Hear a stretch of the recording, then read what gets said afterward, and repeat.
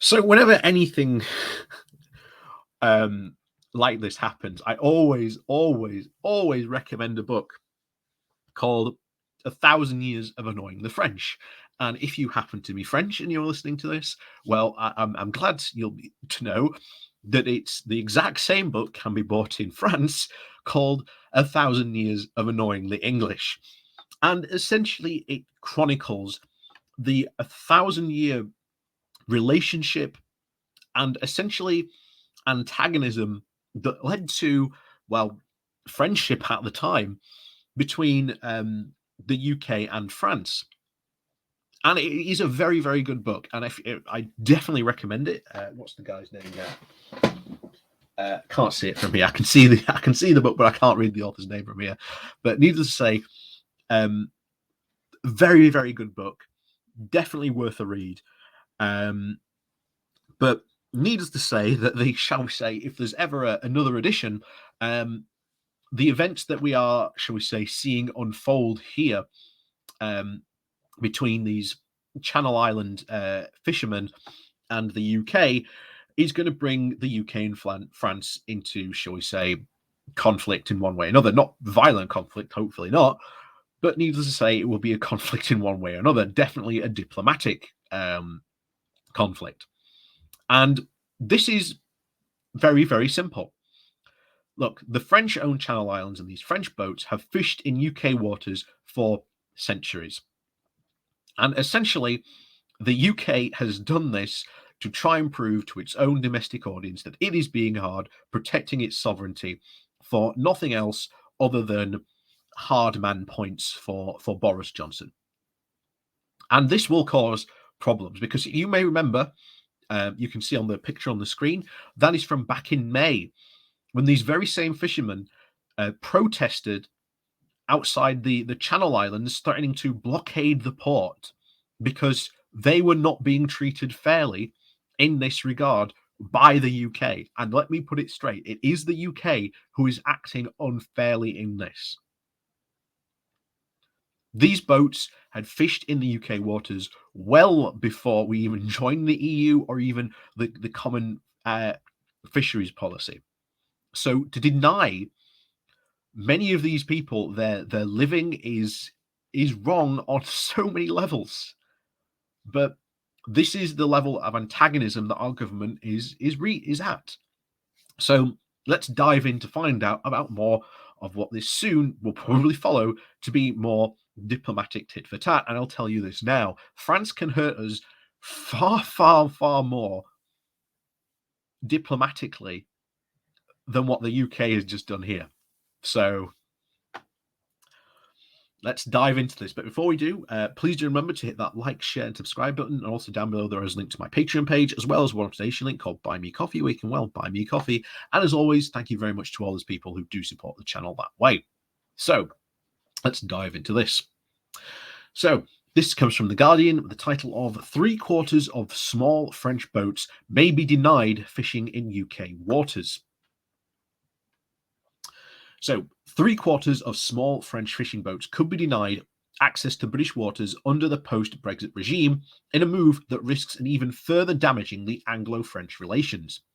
The UK government has granted only 12 out of the 47 applications for licenses for French vessels in under the 12-metre long to fish in the UK inshore waters. Responding to the government's announcement on Tuesday night, the France's Maritime Minister Arke Garland condemned the decision. It's a new refusal by the British to implement the conditions of the Brexit agreement, despite all the work we've done together. She said in a statement, the French fishing should not be taken hostage by the British for political ends. And that is exactly what has happened here. This is essentially to a political end. It's to try and prove that Boris Johnson is being hard and, quote, protecting the sovereignty and, he's sticking up for the fishermen, shall we say. But it's not just France here. Soon it will probably be the Netherlands, if not Belgian boats as well. And then that's when the EU will get involved. And then that's when they will start to play hardball with us. Like I say, the Boris and his Brexiteers forget that They are our closest trading partners. Even after Brexit, that's not going to change. And damaging relations in this way is going to hurt us in the long run. So, France was reportedly waiting for responses to request for the fishing licenses in the Channel Islands, where 168 were due from Guernsey and 169 from Jersey, which is expected to make a statement on Wednesday. France's European Minister Clément Beaune told a French parliamentary hearing last week, "We are at the end of our patience. We are continuing our fight." And he accused the UK of being unsportsmanlike in handing out of the license requests. France and Britain have seen diplomatic tensions rise over the summer due to the number of small vessels carrying migrants across the Channel. Boris Johnson, the UK Prime Minister, and the French President Emmanuel Macron had also publicly disagreed over the UK's decision to sign up to the AUKUS Defence Pact, which cost the French a submarine contract worth billions of dollars. In May, France's response to the quote post Brexit fishing relations around the island of Guernsey was described as pretty close to an act of war by the fishing community leaders of St. Helier. They've said since been told that over 100 boats are being lined up in France on the 6th of May for a 6 a.m. blockade at the main Channel Island port, threatening food and emergency supplies.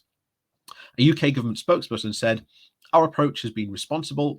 Has been reasonable and full in line with our commitments in the trade and cooperation agreement." No, this has been an absolute disaster. This is like a political disaster. This is not how Britain should even be doing this. This is being done to essentially so that the Tories and the Brexiteers and Boris can look like he's playing hardball against Europe, and he's standing up for the Brits. This is not how you should be doing this. As I said at the beginning, these small boats have fished in British waters for centuries. And it's not like the main French fishing fleet we're talking about. We're talking about the Channel Islands. These are the boats we're talking about, whose livelihoods are now being threatened by the British government for refusing to admit these licenses. So this is again definitely a ploy by Boris and Frost, who, as I've said before, the UK is going to spend this year playing hardball.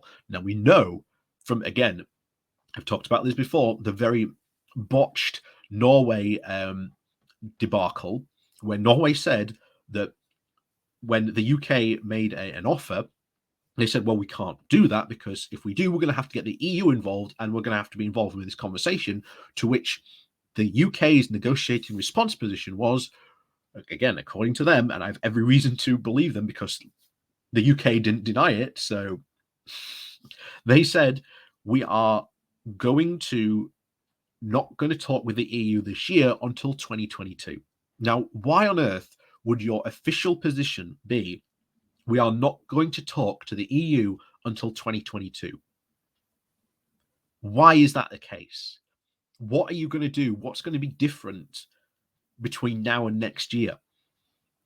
It doesn't make any sense unless, as I've said before, you want to lay out the scenario at the end of this year that Brexit has been a colossal success. Look at how well it's gone. Look at how, Boris has stood up to the evil EU. And then next year, you can start talking to the EU and start to make some slight concessions, which you don't want, shall we say, your public talking about.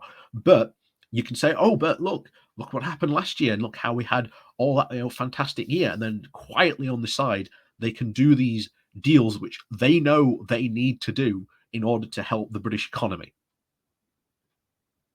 The Conservatives are not stupid when it comes to that.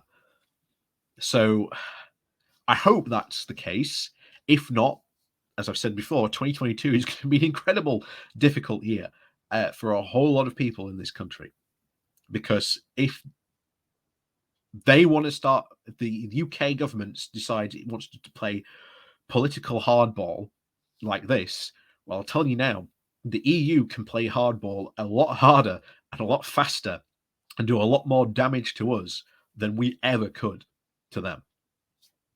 So as always, thank you very much for watching. Please do remember to hit that like, share, and subscribe button. And also down below, there are links to my Patreon page, as well as a link to one-off donation link called Buy Me Coffee, where you can, well, buy me coffee. And as always, thank you very much for watching, and we'll see you all next time.